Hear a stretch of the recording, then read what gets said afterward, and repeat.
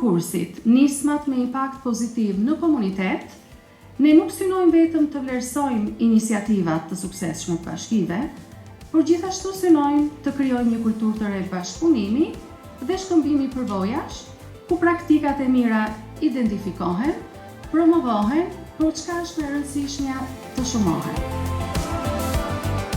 Diaspora shqiptare nuk është më vetëm një histori suksesi i jashtë vendit. Ajo është një mundësi e pashfrytzuar plotësisht brenda këtij vendi. Bashkitë janë porta ku kjo mundësi duhet të kthehet në një zhvillim konkret.